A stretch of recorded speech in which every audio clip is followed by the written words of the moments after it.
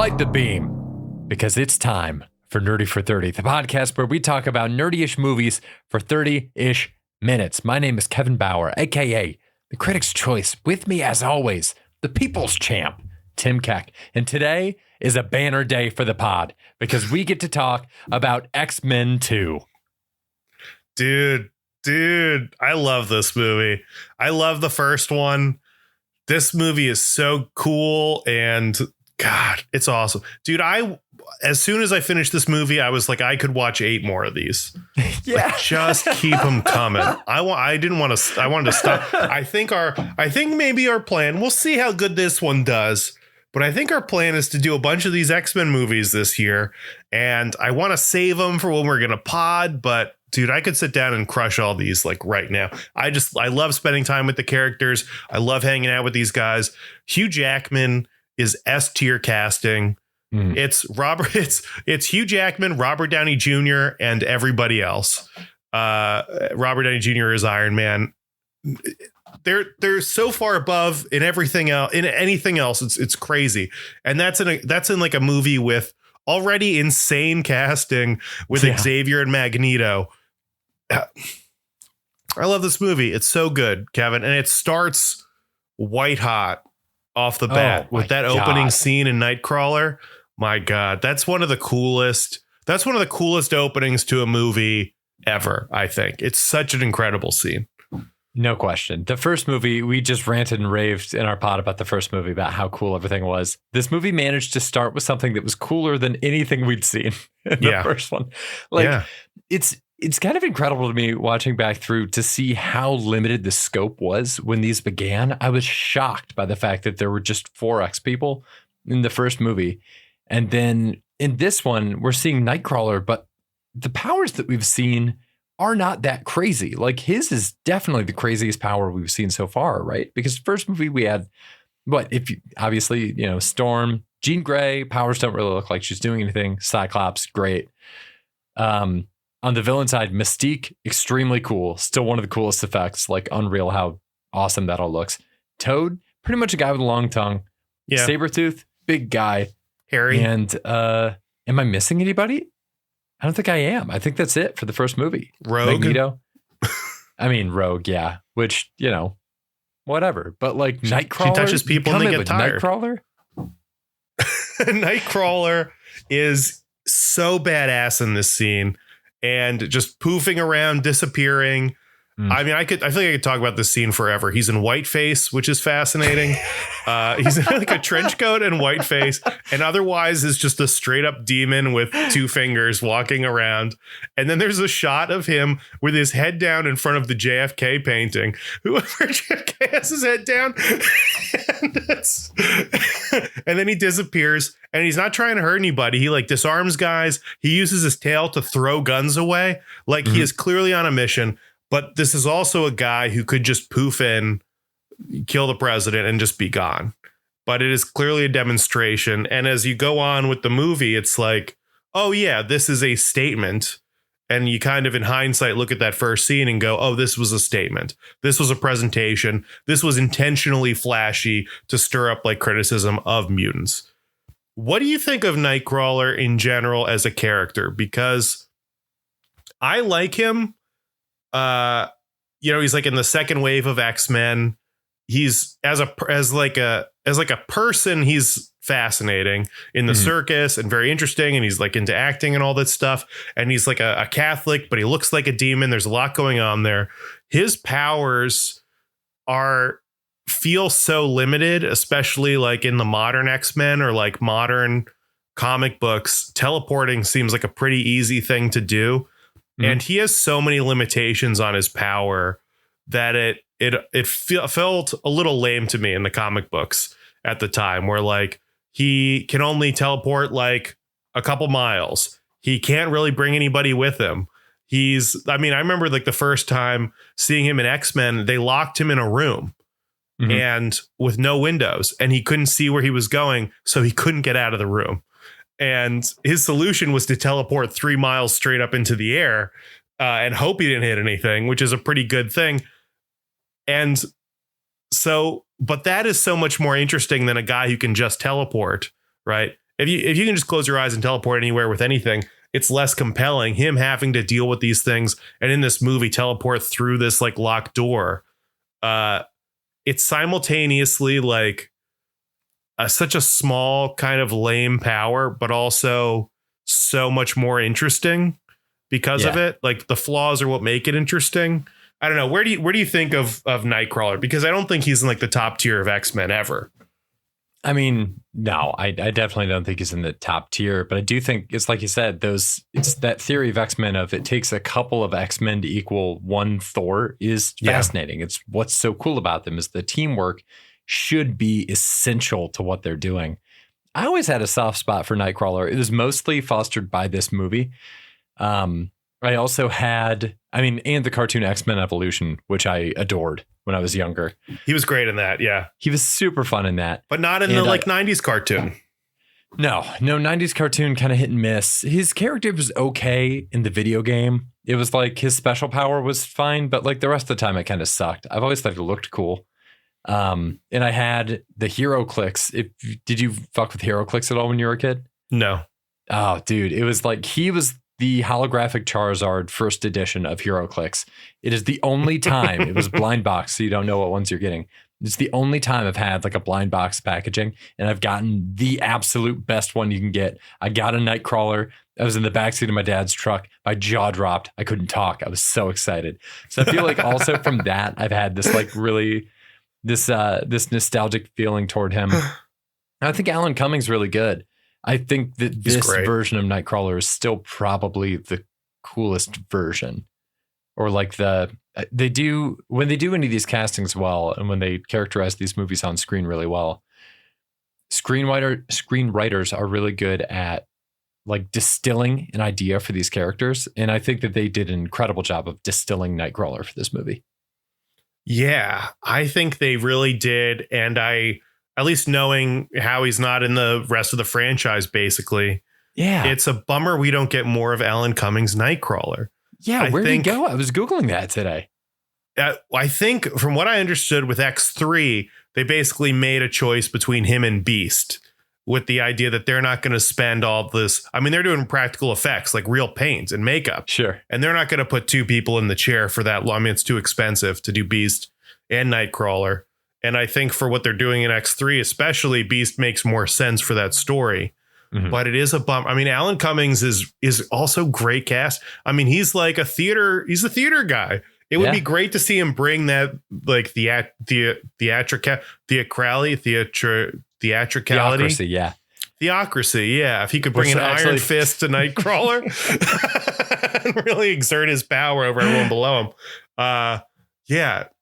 It would be great to see him explore that a little bit and lean into the character. And there's moments when he's having fun, like when he waves at the president. Mm-hmm. It's like at the end and the president's scared. And then he kind of reacts, like kind of like puts his hand over his mouth a little bit.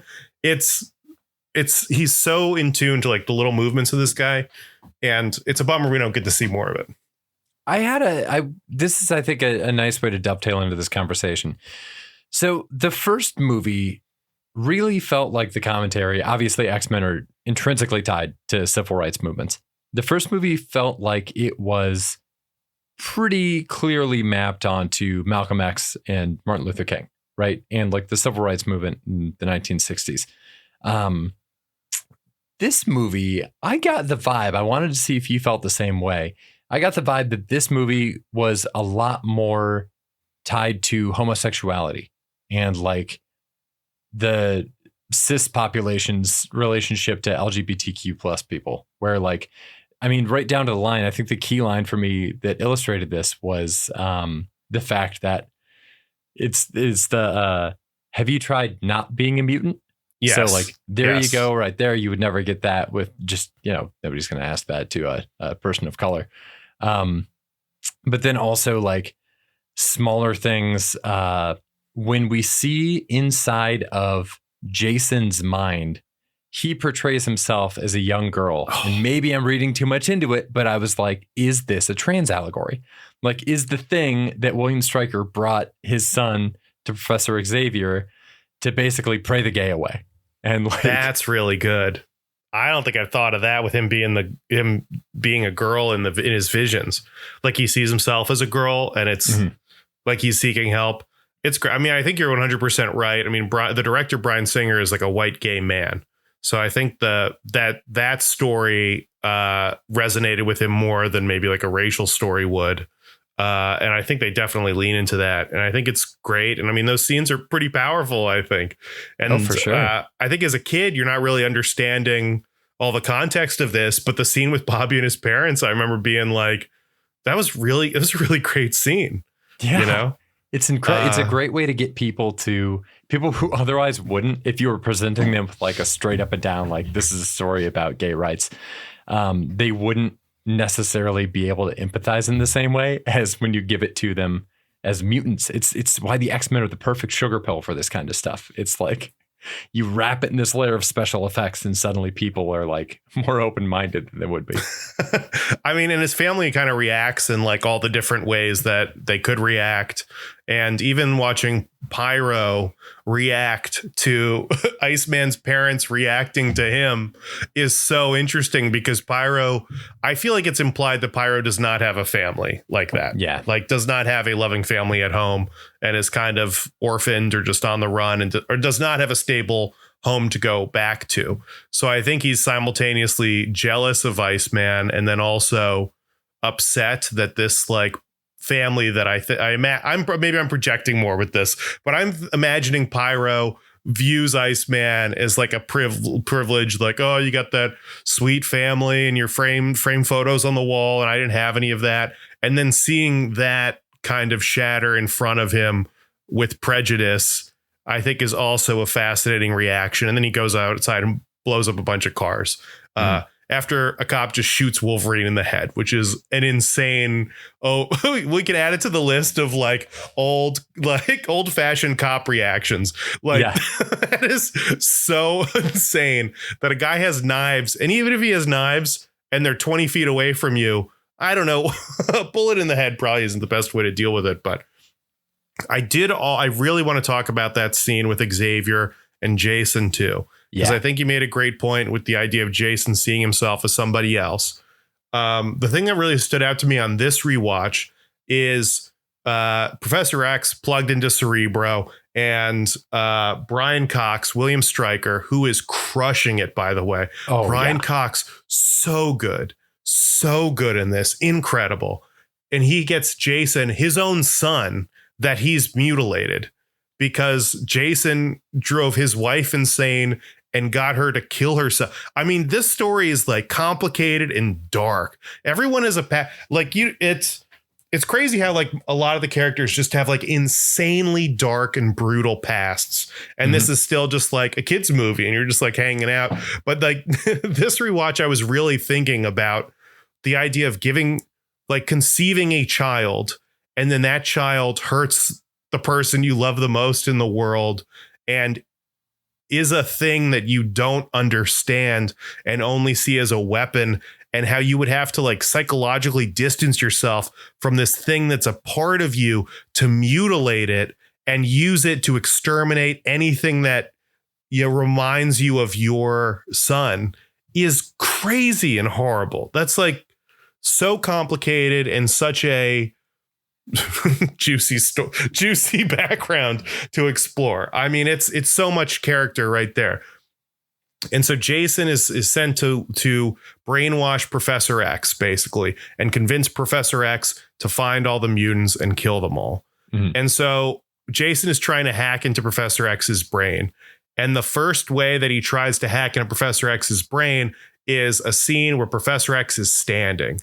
And he's in the mansion and he's standing on his feet. And Professor Xavier looks down at his feet and a tear rolls down his face and he looks up and then he shakes it off. And he's like, no, this isn't real. This isn't real. And so then Jason tries again. And his strategy this time, instead of giving Professor X a thing that he wants for himself, he gives Professor X an opportunity to help someone else in a child who is lost and scared and needs to find everybody. And I think that's the kind of thing that's like incredible character work. It's so they're not beating you over the head with it, but it really just flushes out who Professor X is as a character. And as Jason, it just kind of shows like the process into breaking into this man's mind and manipulating him into do stuff. I thought that was so cool. Dude, it was nuts. I noticed the same thing. It tells you right there that they really truly understand Professor X when they're writing this. Like, it's amazing. I've talked about this a lot, but like comics writers don't. I feel like the nature of the industry and what they're trying to do, they're kind of shooting from the hip a lot more. And there's like a higher churn rate. They got to come up with a lot of ideas. They got to write a lot of stuff, and it all goes out there not that long after they write it. Obviously, like the Hollywood machine is very, very different. But for adaptations like this, the fact that they do have to take so much source material and they're able to draw from just the parts of it they really like that fit this one story and like this one idea, it's amazing what comes out of that, because it ends up being, I really do feel like it ends up being this crystallized version of the character that then can go back and influence the comics again. Like, I feel like it's kind of, for the X-Men comics specifically, these were hitting right around the same time that Marvel was relaunching this line of comics called the Ultimate Comics, where they were trying to shake off decades of continuity and create a new jumping on point for readers where they could come on and they wouldn't be burdened by something that happened in the 70s that they have no idea about. So I feel like these movies hit at a perfect point where it's kind of like when the comics industry needed to stop to catch its breath, this came back and captured everybody's attention, but then became this launching point for everything to come off of again. And it's so cool that, like, I don't know, it's so cool what they've done. I love Professor X as a character so much. Everything they did with him in the future movies too, with like Matthew Vaughn and James McAvoy, I thought it still harkens back and stays true to this version of the character. And man, we talked about this in the first pod too, but Patrick Stewart and Ian McKellen, those are S-tier castings right there. Those are right up there with Downey Jr. and Hugh Jackman. Incredible. And they have incredible chemistry together too. Oh, they sure do. It's so good. I was reading this Batman comic the other day, and I guess I saw this quote from Batman that was something like him talking about Superman and basically saying, you know, deep down he's a good person and deep down I'm not, which is kind of showing how Batman views himself. But then also I saw something, I guess I was in like a deep dive on Batman, and somebody else who'd written Batman said, if your Batman character can't like comfort a child in need, then it's not Batman. Interesting. And the idea of both of those things existing simultaneously in a character was very interesting to me. How Batman views himself as a bad person, but also, I mean, he's doing it for his orphan self, but then also other children he makes priorities. And I remember there's like a great Justice League Unlimited with Batman where he like comforts this character, like this child as she's dying. And Batman is a character that has a lot of heart, but then ultimately does things with maybe not the best methods. And I was trying to map that onto like the Charles Xavier Magneto thing, where we see Magneto, who's like the villain of this and continuously does bad things and is evil things. He's locked in like this glass prison, which, oh my God, I can't believe it. We haven't even talked about the prison scene with Magneto. No, when he rips the iron out of that guy and escapes from the prison with 3 ball bearings. That's one of the coolest. That's the equivalent of the Nightcrawler scene for me. For Nightcrawler, like the ball bearings is Magneto's like big scene, ripping the iron out of this guy and escaping. She just straight up injects iron into this guy. Like they show the syringe is metallic. Like this is at best molten iron. I don't know how the hell this man didn't just die. I'm also like, do you need to find a vein? Like what? Or it's just, where does this iron go? You know, is it in the bloodstream already? Or is it just like a chunk of iron just floating around in his butt? Like, no, it's funny that sets like off the metal detector. He's just got a hunk of iron in his ass. Doesn't know what it is.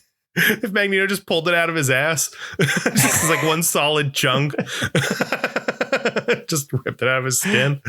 But man, it's so cool. But Magneto in this is tortured. before that. And we know that he was a child and his family was taken in the Holocaust and he was in Auschwitz.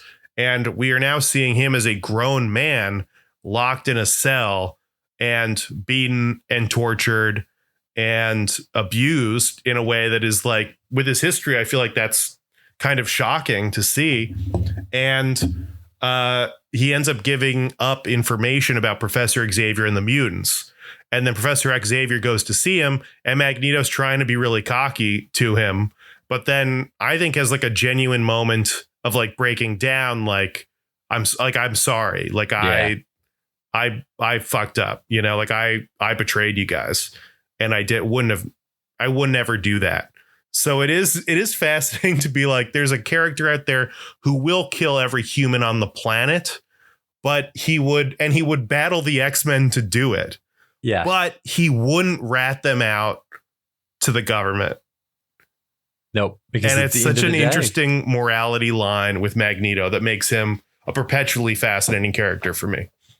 Oh, big time. At the end of the day, he holds this respect for them. And even though he doesn't agree with what they're doing, he still has that respect for them that governs everything that he does.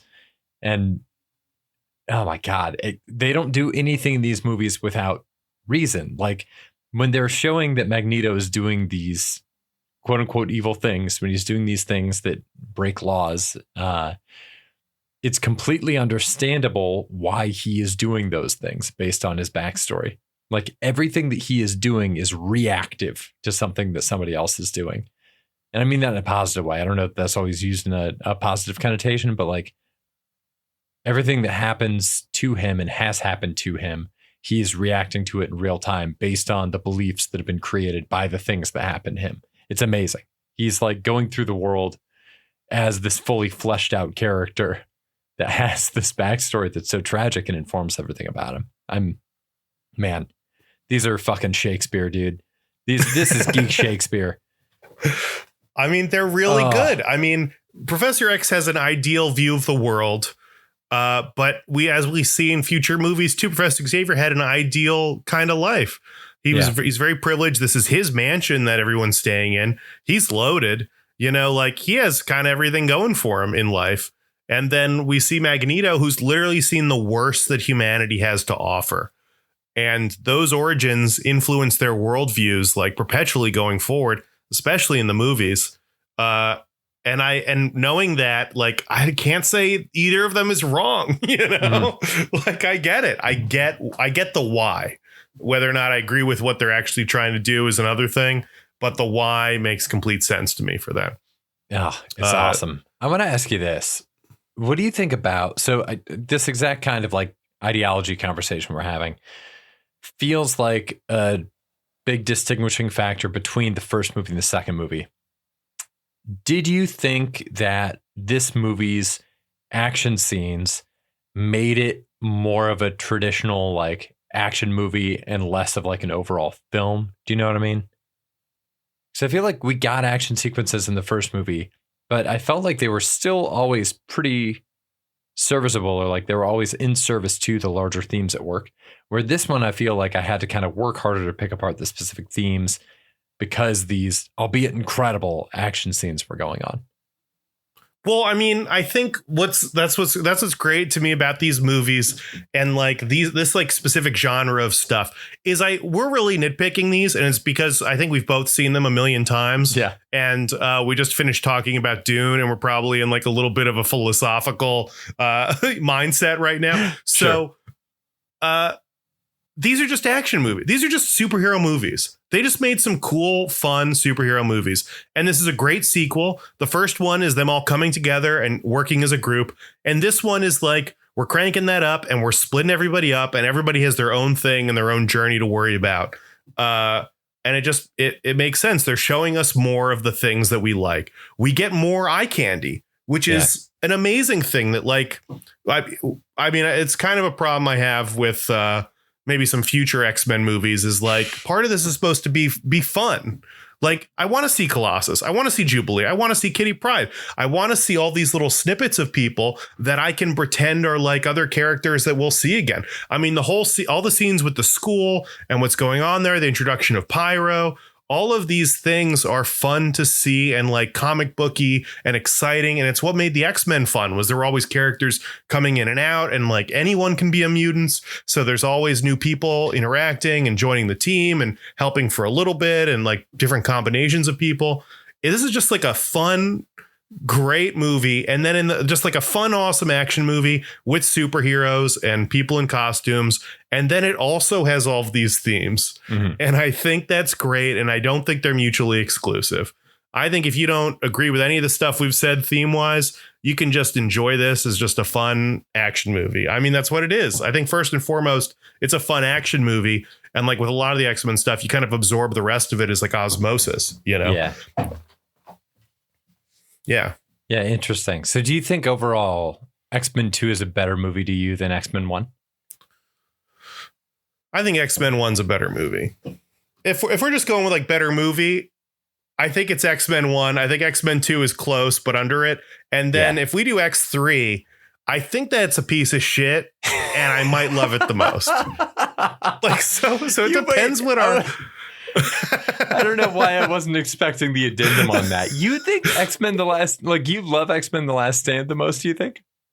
I think I rewatched it the most because it's just got the most stuff. Like as a kid, it's like, I mean, part of watching these movies is seeing the thing, because I was a Marvel guy. Mm-hmm. You know, I had all these comics. When my great grandma died, my dad went to go like settle her estate, and then he brought back these like bins of his Marvel comics that like he had like the first ever Uncanny X-Men, which of course was worth nothing because my uncle colored in it as a kid. And the pages were ripped. And I'm just like, God, you children couldn't take better care of this so your son could sell it for $5,000 in the future. Ridiculous. So I loved all these characters, and it was like Nightcrawler being in this was crazy. It was so exciting to see Nightcrawler. And then the third one is also like just so much more other stuff and different things. And it's like bright and flashy, and there's more to dissect. And ultimately, I think it's a pretty bad movie, but it's fun to see Angel. It's fun to see all these things. We're getting ahead of ourselves a little bit, but it's one of the beefs I have with Logan, which is probably considered the best of all of these, that the villain in that one, spoiler alert, is Wolverine. And I think it's a little boring and a little antithetical to these superheroes where we want to see cool new things and new flashy stuff like Lady Deathstrike. It's weird. It's not really the Lady Deathstrike character, but I'm here for it. And I think maybe that's the problem, is that Wolverine has constantly been presented with foils of himself and people that reflect aspects of him back to him that are original and different from himself. That after a while, the point of him fighting a clone of himself, I think, is like a little on the nose. Yeah. You know, isn't fighting Sabretooth like fighting a clone of himself? Isn't fighting Lady Deathstrike like a clone of Wolverine? So now it's just actually a younger version of Wolverine. Like, I don't know. Can it be a different person? We're getting off topic, but speaking of chemistry, I did want to mention this. Yeah. I think they go out of their way to keep Wolverine and Storm separate, because Hugh Jackman and Halle Berry's chemistry is just ridiculous. You know, he walks into the mansion, Halle Berry's coming down the stairs, and I was like, whoa, this is happening. You know, this is crazy. And then it's like Jean Grey comes in, and it's not that like Jansen isn't like a good actor or whatever, and her and Wolverine have chemistry, but they really are like throwing everything at her with like, she's coming down she gets her like rom-com entrance and they lock eyes and it's like, oh, Jean. Whereas like Hugh Jackman and Halle Berry just have effortless, like best friends, like that couple that like, you know, they're always together and they're just always going on adventures together. And like, everyone's a little bit jealous of how well they get along. Like that could have been, you know, like Jean Grey is a fling, but like Halle Berry, Storm and Wolverine is for real, man. Yeah, dude, it's forever. Isn't there one of these movies where it kind of insinuates that they've been together? Is it, I can't remember if it's the end of Days of Future Past or if it's maybe, I don't think it's Last Stand. I haven't seen Last Stand in a long time. I felt like there was one of them where they kind of hinted that maybe they were together, or at least had been together, or maybe I'm just reading this chemistry. You're not imagining it. It's real. It's incredible. Halle Berry and Hugh Jackman. It's great. Maybe I mean, they were great in happened. Swordfish. They're great in this. And it was a thing in the comics too. And I feel like their energy lines up with the comics, where it's like Jean Grey is like the love of his life and he's in this weird throuple, but Storm is like a very good friend. Mm. And, you know, if you're both that hot and you're great friends, why not? You know, it makes sense. There's worse ways to spend your time. Yeah. She's connected to nature. He's like a wolf. Like they have like a wolf howl in the beginning of this movie. And you feel like maybe he understood what it said. Maybe he didn't understand the actual words, but the spirit he definitely understood. Yeah. They're both, I mean, they are both very similar in a lot of ways. They're both kind of like outcasts from their, like, they're both very naturalistic. He's animalistic and she's like all about weather and storms and plants, I guess. And they just, their chemistry is effortless. Dude, a throuple, like, I don't know, what do you call it? Love triangle? A love triangle between Storm, Wolverine, and Black Panther would be hysterical. Because I get the feeling Black Panther would just be having absolutely none of that. If anybody doesn't know, Storm and Black Panther were married for a long time in the comics. Yeah.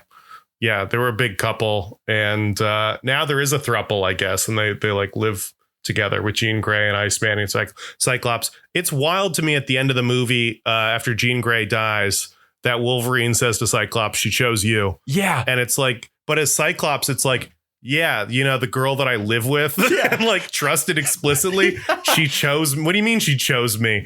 She's been choosing me every day, man. What do you think this is? The girl that I was with, where this wasn't even a problem until you showed up. Thanks for reassuring me, man. Really means a ton coming from you. It makes me think, like, was Cyclops ever viewing Wolverine as like a real threat, like in that way? I don't know. Maybe. I mean, I think so. They kind of hinted that, but I do like that read more, where it's the Mad Men thing of like, I don't think about you at all. Yeah. Gosh, that's what Cyclops should have done, man. Anything else we're missing out on? Any rapid fire takes? I had one question Rogue, for you. Still a useless X-Men, I think. Ooh, Rogue. Just you. I mean, useless power. Yeah. You know, it's kind of a bummer. And it was also a bummer in this that we don't get to see Iceman do his thing, which I'm excited to see happen. Same. There was a cool take on Rogue in this comic series for a while that I liked, called Extreme X-Men, which I'm pretty sure she just had a stockpile of all the powers that she had used previously, if I'm remembering right. So she could just call up anybody that she touched, which was a pretty cool take, but also way fucking overpowered. Like insanely overpowered. Like heroes. Yeah, except she didn't even have to eat the brain. If you're going to do that, you at least got to eat the brain. Well, they had it like that season. They had like the bad guy ate brains and got their powers, and then the other guy just had to be friends with him. Oh, and then then they nerfed him immediately. Insane. They're like, we've got a guy who can travel anywhere in time and space. Oh man, we got to nerf him right away. Yeah.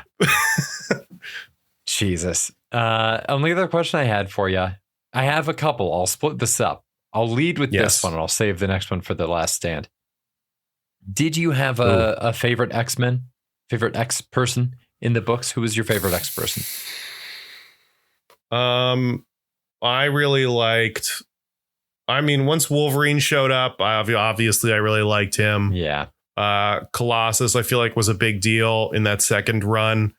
In the originals, man, who was my favorite then? I think I liked Bobby the Iceman the best because he was like kind of goofing off and fun. He was the Michelangelo of the group. Yeah, it is like the weird thing, like you said with the first movie, where it's like there's just like 5 of them. Like the original X-Men is like kind of a lame group. Yeah. It's Cyclops, Jean Grey, who's like kind of not really strong, Beast, who's like just a guy who jumps, and then Iceman, who has ice powers, and then a guy with wings. And it's like kind of really kind of a pretty lame group, and they all get like kind of upgraded as the series goes on. But man, yeah, I remember being very invested in them, and I guess I'm not 100% sure why, but I guess part of it too for me was it's never been about the individuals. It's been about the group. Yeah. And I'm not interested in like a Wolverine solo comic. I want to see Wolverine interacting with somebody else. And those like the groups is what I loved. The Avengers, X-Men.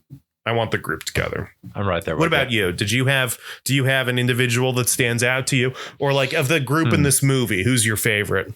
Who would be your favorite character out of this? Of the group in this movie, I think in this movie, my favorite was Nightcrawler when it came out. Always been a big Colossus guy.